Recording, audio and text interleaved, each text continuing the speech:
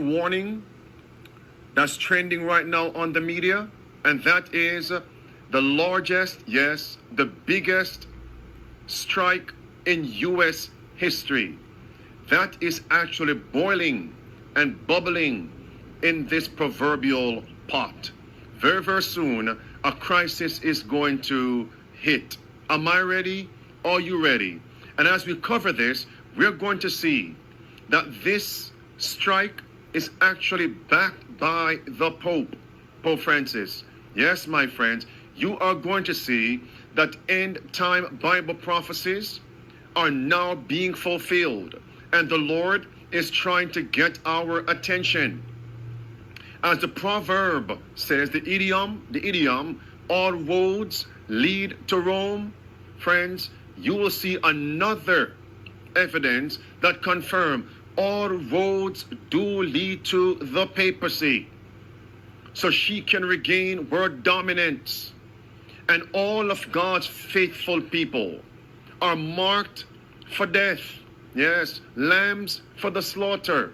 We all have a bullseye on our backs. Yes, my friends, these are the prominent points that we are going to cover today. And by God's grace, we will get some substance of hope as we progress throughout this lesson. Let's get right into it. The Bible tells us in Revelation chapter 14, the final message that will usher in the second coming of Jesus Christ. The first, second, primarily the third angel's message, which mentions the mark of the beast. That's Revelation chapter 14 and verse number 9, the mark of the beast. And then we're told in verse number 14 through verse number 16, the second coming of Christ takes place. Look at this statement now that shows us we will never fully understand all the events that will lead to the mark of the beast. We will never fully understand everything from this point. But as the unrolling of the scroll takes place, we will have a more clearer insight, a better comprehension. Look at this, brothers and sisters. There it is. This is our work, we're told, brothers and sisters. The light that we have on the third angel's message is the true light. The mark of the beast is exactly what it has been proclaimed to be. Now listen to this. Not all in regard to this matter is yet understood, and will not be understood until the unrolling of the scroll. Yes, friends, a most solemn work is to be accomplished in our world. Yes, the prophecies of Daniel and Revelation should be proclaimed in small books, lectures, lessons, sermons, practical demonstrations. It is now, brothers and sisters. It is now. But the question is how? We know the mark of the beast is coming, but how? Listen to me, friends. We are told the labor unions, the trade unions, the workers' unions will be one of the agencies that will bring upon this world a time of trouble such as never was. That time of trouble is intimately connected to the mark of the beast, the national Sunday law with persecution for God's commandment-keeping people. There it is, friends. There it is. The trade unions, the workers' unions, the labor unions. It is coming. So we know what is coming. We also know who will bring the time of trouble. But how is the question? The interrogation questions. We know what? We know what's coming. We know by which agency and agencies it will come. But how is the question? And throughout this lesson, I'm going to be addressing how. And remember, the mark of the beast begins where? In the United States of America. So how will popery primarily How will apostate Protestantism lead the United States of America back to Rome? Can I say back to Rome, or may I say to Rome, in the grasp, the clasp of popery? Look at this, my friends. We are told that it is the people, the popular demand of the people, that will call for Sunday observance by law. Let that sink in. The people will demand a national Sunday law, and friends, they will get their demand, the national Sunday law. They'll get it. And listen to me attentively. One of the reasons why they will get it is because their demand comes at a time when other crises in America are transpiring simultaneously. And since it is the trade unions, the workers' unions, the labor unions, these agencies are grassroots agencies. They belong to the people who comprise labor unions, workers' unions. It's the people. Does it make sense? All right. And it's the people that will call for the Sunday law. I just gave you the quotation. I'll now give you a scripture. Revelation chapter 13. Verse 13 and verse 14. It's the people that will say, let us make an image to the first beast. In verse 1 through verse 10, the papacy. It's the people down there in Egypt. It was a cry of the people. Does it make sense? A cry because they were being oppressed. And then came the Exodus. Well, there is going to be a counterfeit. The people cry for deliverance from oppression. Yes, they will call for the Sunday law. The people will call for it, friends. And that's why we're told, listen to me, we're living in the time of the end. How may we know that? How may we know troublous times? Troublous times again. Same phrase, time of trouble. How may we know? Red words, the daily papers are what we must focus on. The daily papers, the news media, not my words, friends. That's what it says.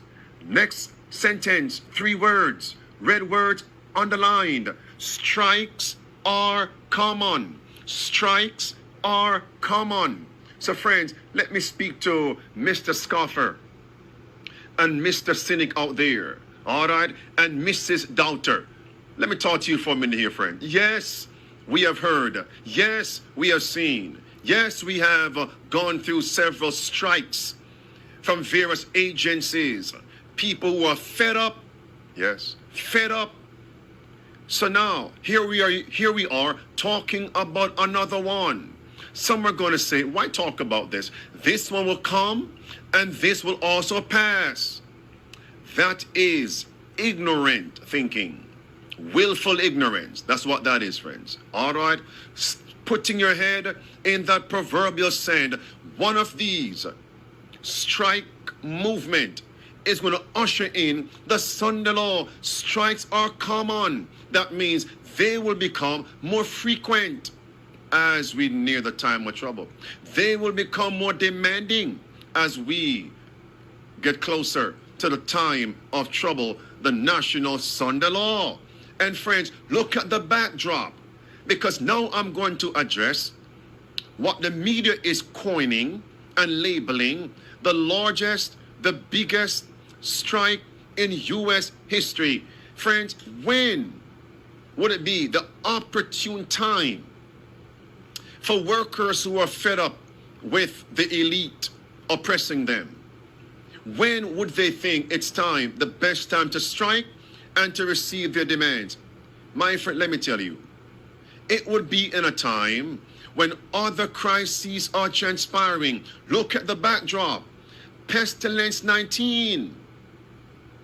Yes. Did Pestilence 19 hamper, thwart, obstruct the supply chain in America and around the world? Yes. Were workers now viewed as indispensable? Yep.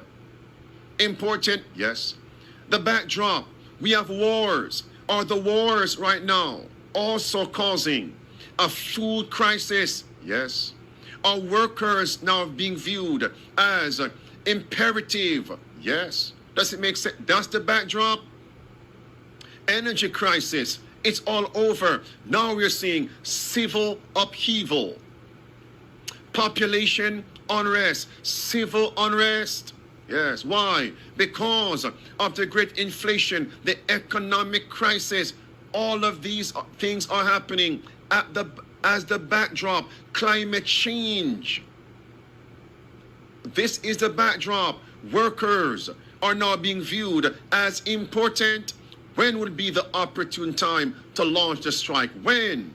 Oh, brothers and sisters. Oh, my friends. Look at this headline. U.S. faces biggest strike ever. As 350,000 UPS workers demand better conditions. Yes, brothers and sisters. The signs are here. Now notice, as we move on, listen to this piece. We could see the biggest labor strike in U.S. history. Hold on. Did you hear that? Listen. We could see the biggest labor strike in U.S. history. Labor experts say that it's expected to happen at UPS. It comes ahead of a high-stakes showdown between the world's biggest package courier and the Teamsters Union. Their current contract is set to expire at the end of 2023. Negotiations begin in the spring. A strike would affect nearly every household in America. Every household in the United States of America. Look at this, friends. Headline: we are ready to strike. UPS workers and Teamsters prepare for contract fight. They are ready, my friends. They are ready. Watch this. One of the biggest strikes in U.S. history is brewing. It's brewing. It's bubbling. Yes, the explosive growth of online retail has made the company and its drivers more crucial than ever to the nation's struggling supply chain. Yes, friends, they also deliver the goods found in stores, factories, and offices besides home deliveries. Now, some people are going to say, okay, there's no need to bow to the demands of the UPS workers and Teamsters. We also have FedEx. We have DHL in some places. We have Amazon deliverers and workers. Turn to those companies. Look at this, friends. While there are competing services at FedEx, the U.S. Postal Service, Amazon's own delivery service, none of them, not one of them, have the capacity to handle more than a small fraction of the 21.5 million U.S. packages that UPS moves daily. All right. And friends, how many people are now who are ordering most of their items online rather than going into a store? Is the point clear, friends? And by the way, the stores are closing for various reasons. And the stores are